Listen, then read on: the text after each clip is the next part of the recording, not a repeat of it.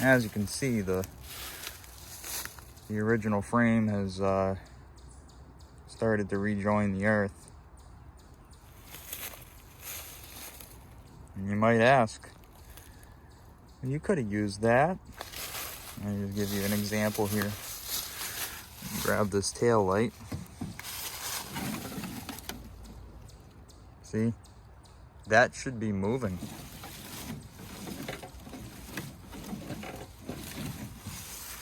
So, you could say that there was no fixing this, or at least it was not going to be worth the investment to try and patch things together.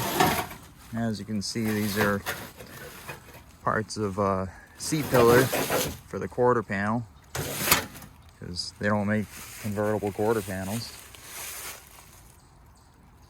The frame, and here's just one example.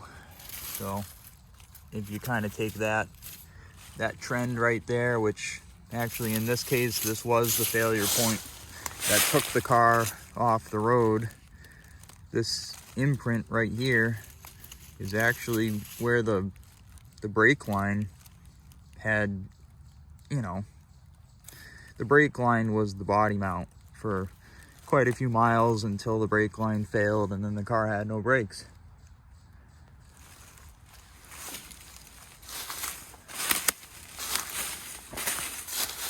Oh, there we go.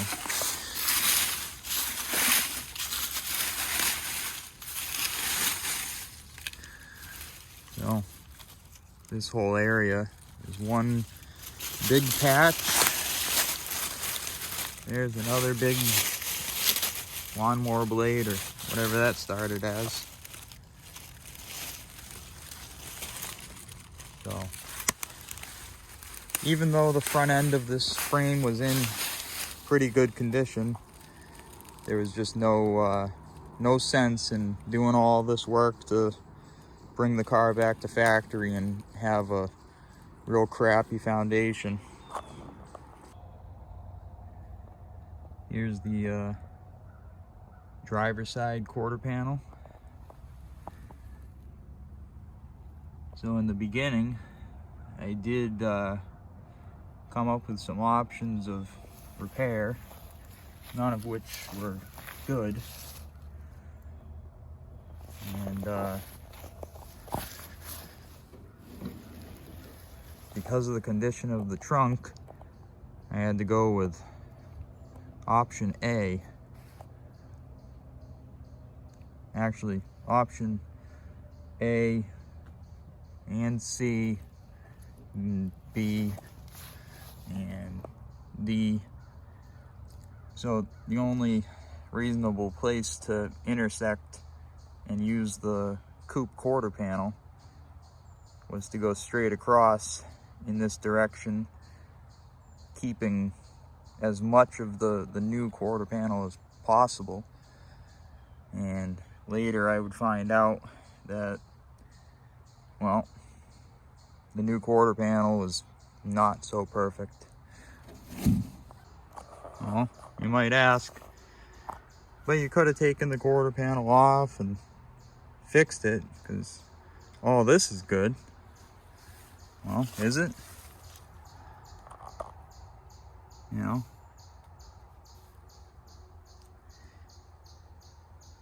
This, the whole car was full of mystery, and I wanted to eliminate as much as possible, as quick as possible.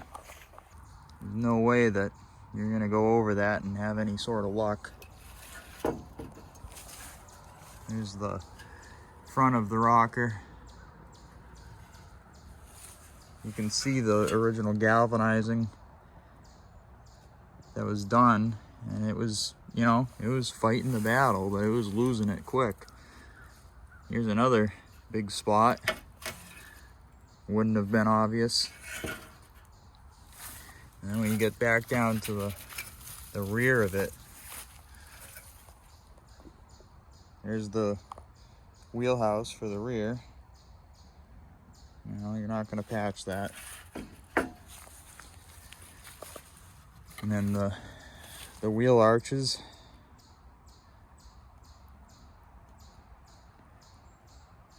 they were toast. Wheel houses, they were toast. What about the floor? Well, the floor had been replaced over the original. There's the original. You can see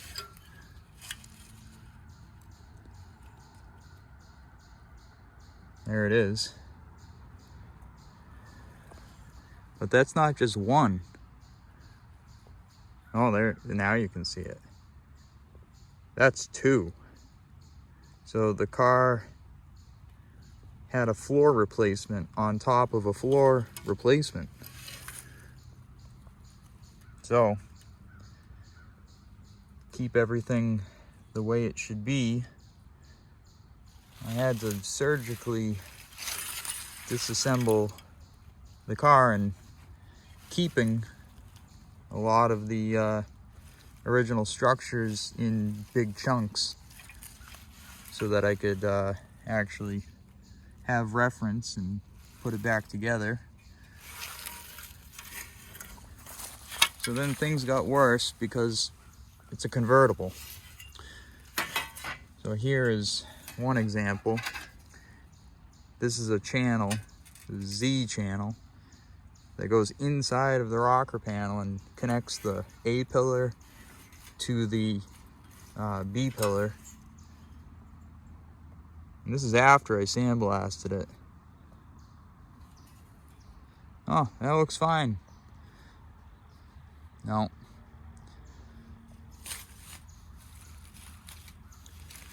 This is kind of cool. This has been bare since 1966. And this is the trunk intersection. So front floor pan to trunk area. Now, I needed to get this apart in one piece to try to get the front to back alignment the same. Here's another piece. Oh.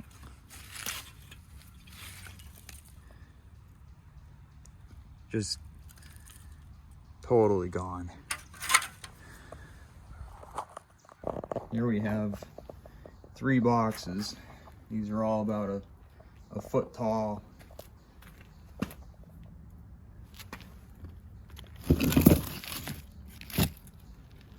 That one takes the cake. Wow. Where was that? Let's look.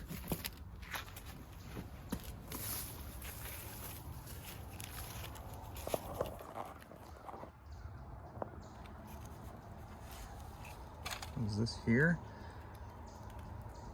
Yeah, I think this is the lower area. I mean, that's impressive. But this is every piece of metal, every strip, body mounts. I mean, I'm not kidding. This came out of that car. This is the lower cowl support. It's like as thin as a razor. Front body mounts, rather. Ooh, look at that one. That's Bondo and mouse poop in a concentration never seen before. You know what that probably is? That's probably the car's build sheet. I don't know. Or it's just cardboard. Yeah, it's just cardboard. We wouldn't be that lucky. But somewhere in here, if you were to reconstruct the mouse poop. Oh, geez, I forgot about this one.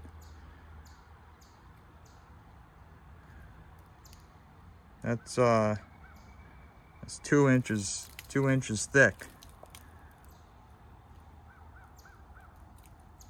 Don't want that pinhole coming back.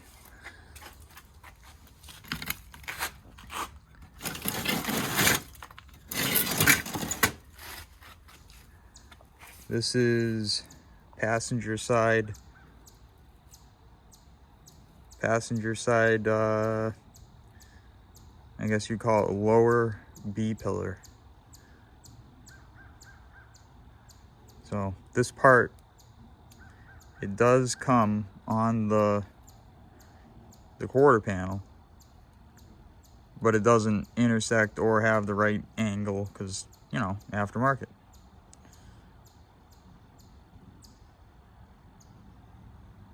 So it's very important to get things out in one piece when they're a complex shape, because then you have actual reference and you can measure.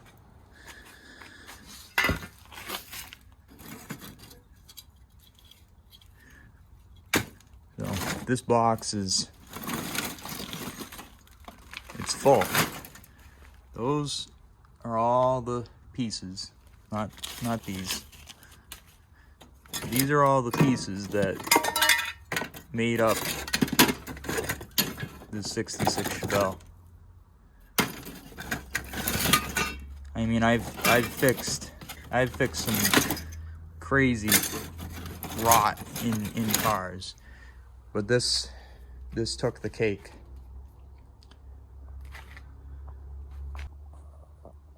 Here's the original spindles, drum brakes, control arms, and yes, these are in good shape. They're usable, but they needed all of the bushings, the ball joints, and it's just a lot of labor to bring these back when they can be replaced with, you know, already rebuilt or much newer conditioned parts. Look at that bushing.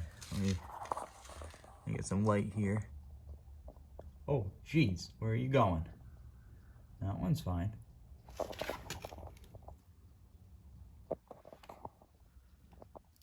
Oh, hi.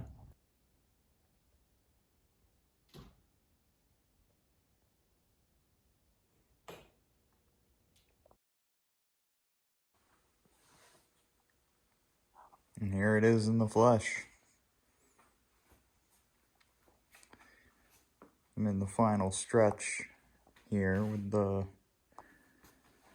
all the jambs painted, all the panels fitting nice.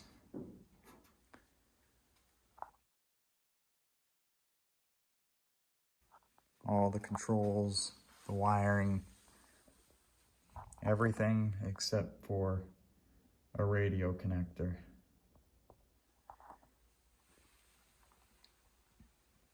So the way that this car arrived at my shop for reconstructive surgery was it had a 67 bucket seat interior, black carpet, white seats, a little console, a big box you saw on the floor pan there with a hearse.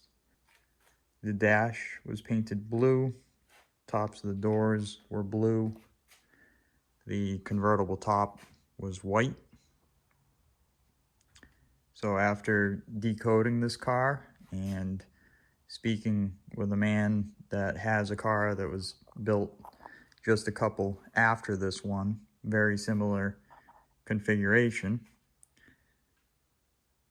I was able to determine exactly how this car left the factory. So this car was bench seat, triple black. So black top, black seats, black carpet, quadruple black rather, black dash. Now, at that time, I was under the impression that no convertibles use the black carpet or the black dash because obvious reasons, fading and well, just, you know, black surfaces generally get a little bit hot. But after sanding down all the suspect areas, I was able to confirm that it was black from the factory. So this bench seat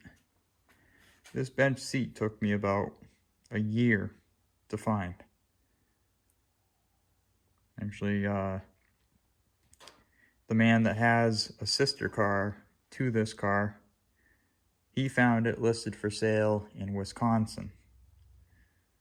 And I called the gentleman, and real nice dude. Ended up being a painter of many years and restored a bunch of cars. Whenever a car is restored, there's this like system of coincidences that just seem to keep lining up. And in the end, it takes a village to restore a car. It's not just one person. It might just be one person doing the work, but it takes many good chances to come together to get it all to happen. That shifter is the original style shifter. It's not the original to the car, but that had to be found. Linkage needed to be found. That little trim ring that goes around it, that's really difficult to find because not many super sports were bench seat, no console, 4-speed Muncie.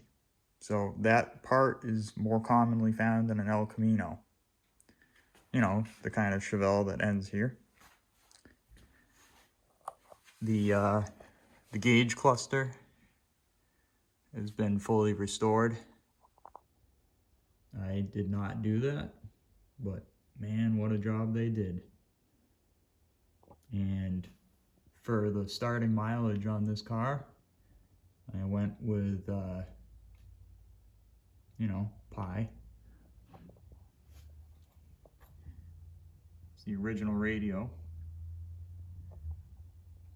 Heater controls. An aftermarket knee knocker tack.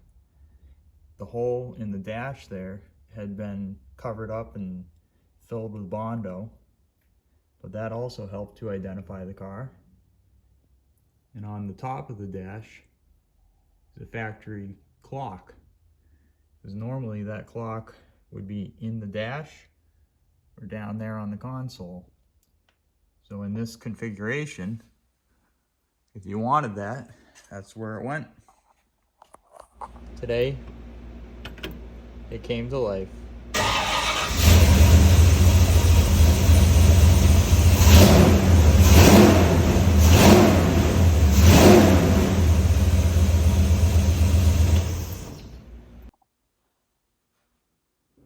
Under the bonnet,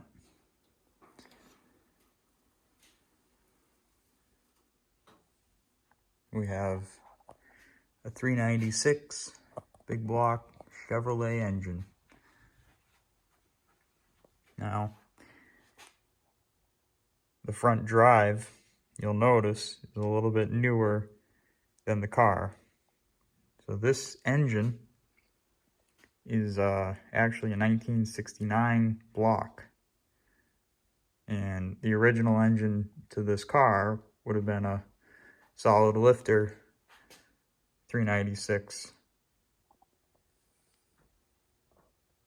There's the trim tag there.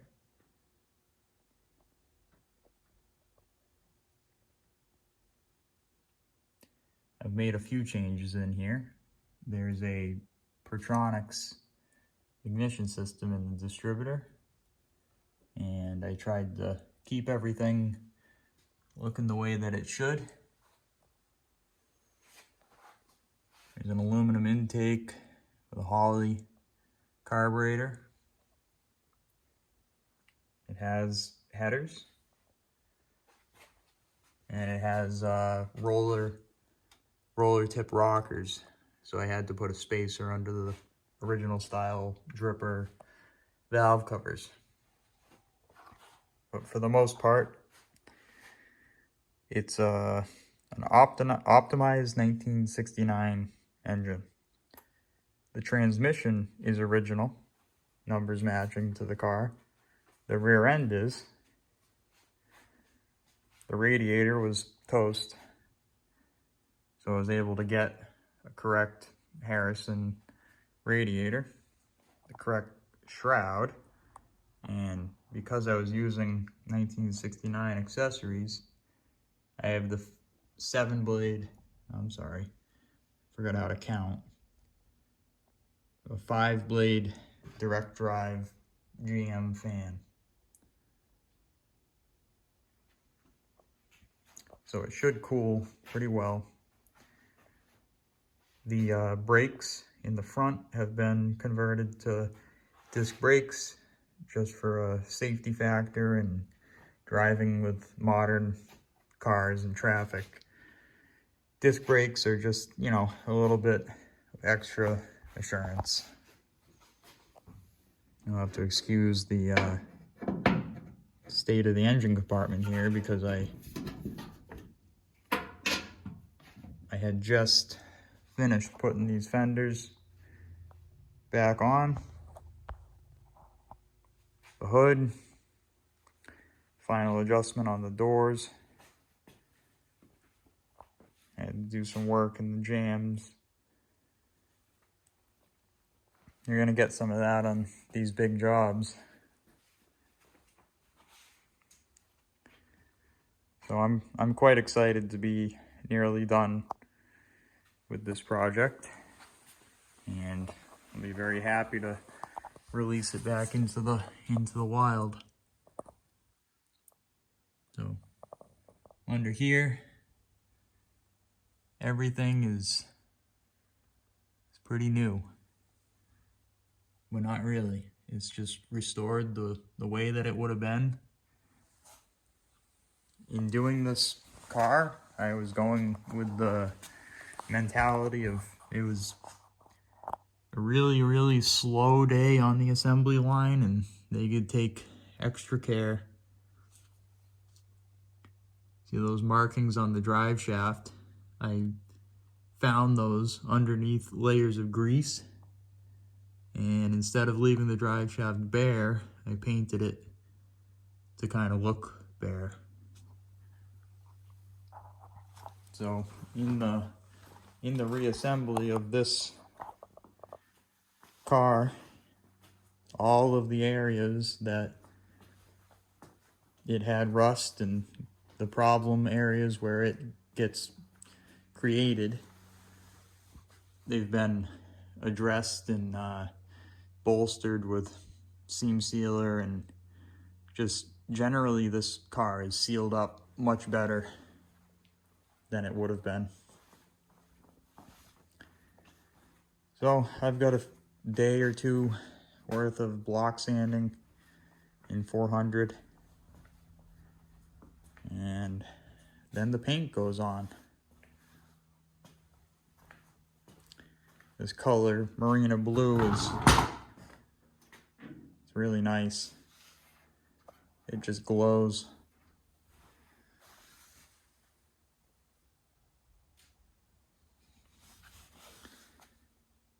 Doesn't make it easy on you though. When you take on a restoration project of your own, you need to pick wisely the car that you're gonna do. This car had a colorful history that I was unaware of, and it made the job very challenging. At some point in this car's past, there was an impact here, and also up there. Could have been a deer. It could have been, I don't know, a group of traveling clowns that were unfortunately, it wasn't that. Could have been a deer, guide wire, who knows, tree could have fell on it, I don't know. But that corner, this corner, and here fought like hell to make my life miserable. And I've spent countless hours trying to get the lines as good as possible on this car. and this is the important lesson, better is the enemy of good enough. So it all depends on what you can accept. These cars were not perfect when they were new, and they never will be. This particular car shouldn't be sitting in front of us right now. This car could be completely in those boxes of rust and junk and debris, but it's not. It's not because the customer that owns this car has, been there all along to help get this through, and I've worked tirelessly to give a result that's worth the investment. So you can't restore them all. So when you do pick a car that you want to restore, make sure that you're in it for the long run, because there's no gain if it's not ever finished. So I'm going to get back to work here, get all this stuff sanded, and in a week or so, we're going to have a look at this car when it's done. I'd like to take a minute to thank all of my subscribers and all those people in my normal life that have, supported me and encouraged me. And being in business for yourself, doing this type of work is not for everyone. But it's all that I know, and it's all that I like to do. And it's one of those things, I can do this type of work all day, every day, and not really get bored of it. I get tired and sore, and sometimes there's, stress involved over money and wrong parts, whatever. But in the end, this is a piece of history. This is the only one ever made in this configuration. Likely. It's very unlikely that there was another exactly like this.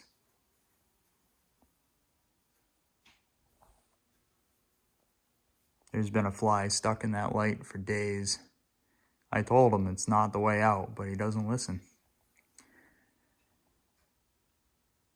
So with all that said, I'm really looking forward to the completion of this car. Over the last year, I've put a lot of effort into this channel, and I'm going to continue to do so. I've had so much help through YouTube over the years, and that's what drove me to, build my channel up and share as much as I can with an audience that appreciates what I'm sharing. Now, sometimes you see me destroying vehicles or doing odd science experiments and engines and stuff, but that's how NASA learns, so that's how I learn. You have to destroy to create, and you have to find the limit to know what it is. If you don't put peanut butter in an engine, how can you say it won't run on it? I mean, you gotta just try things. And that's the whole topic of restoration. You have to go way outside your comfort zone in order to get better. Now, this car, as single projects, is not that overwhelming. But in its entirety, I had to remanufacture this car. This wasn't just, replace a panel. No, this car came completely unglued. It was gone for, a couple weeks. There was no car. And then there was a frame. And then the body got built on a jig that I made. And then there was a car again. So before anybody goes crazy in the comment section about how this isn't the same car because so much of it has been replaced, you're not right. There's only one VIN number that showed up to my garage, and that same VIN number attached to this cowl, attached to that dash, to these doors, to this rear structure in here, to this convertible top, that rear axle, that transmission, that engine. This is the same car. It's the only car, the only 66 I remember pulling in my garage. Now, we can't do that with humans, but we can with cars.